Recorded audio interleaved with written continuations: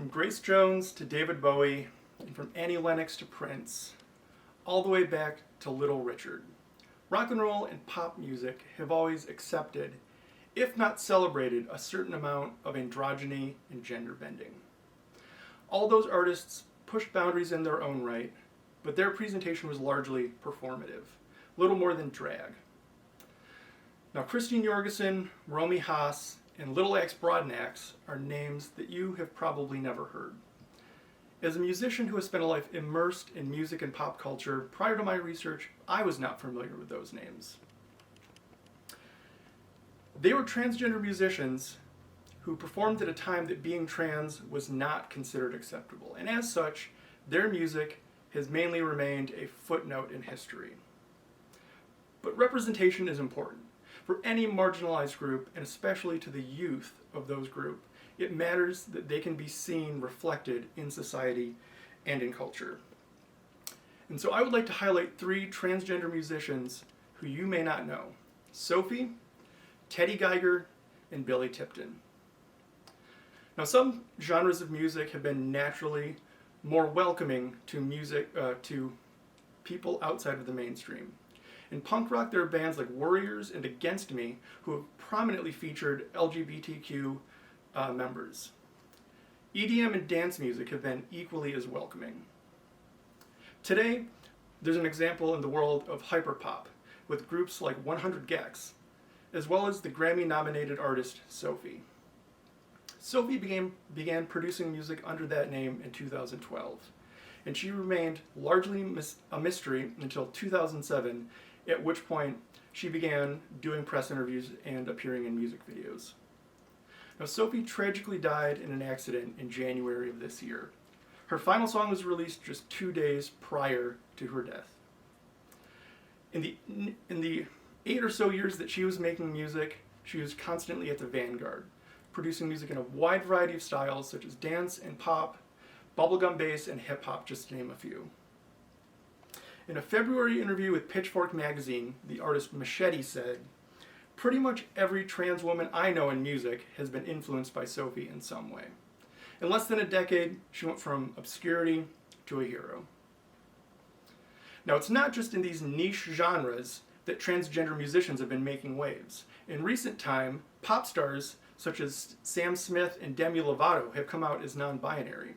Behind the scenes, Teddy Geiger has been crafting pop songs for artists such as them.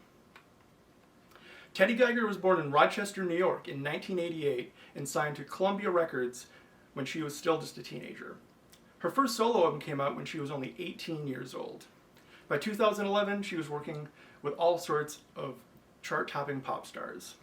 Since 2017, when she came out as transgender, she has worked with the likes of Sean Paul, Christina Aguilera, and Niall Horan of One Direction.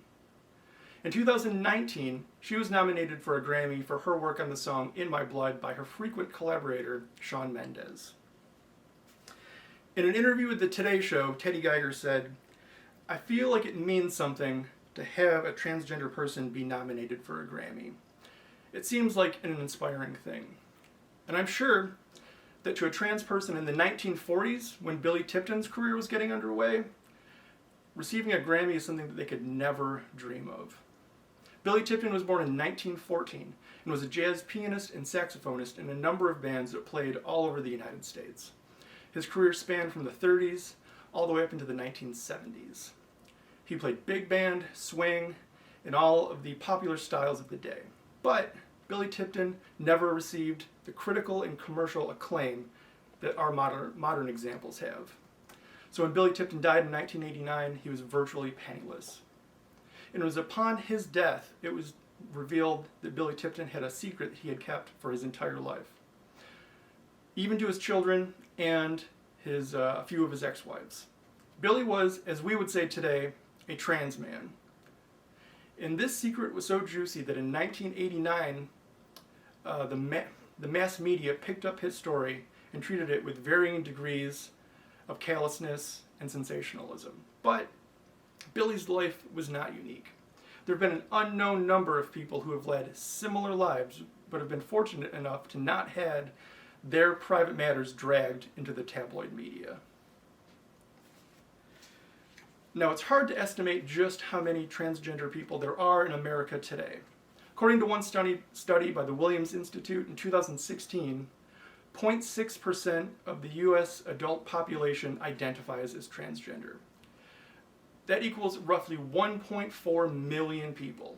1.4 million. But the true number is likely much higher due to underreporting because of the stigma surrounding being transgender. Now, it may seem frivolous with everything going on in the world today to focus on music and musicians. But as I said earlier, representation matters. It's important to see yourself reflected in the world and in the media. To a cisgender person, Sophie may just be another singer. And Teddy Geiger might just be another songwriter or producer. And Billy Tipton might just be a curious piece of history. But to a transgender person, to a transgender child, they're a mirror. They're a way that they can see themselves in the world. They can see themselves being creative, they can see themselves being successful, and they can see themselves being accepted.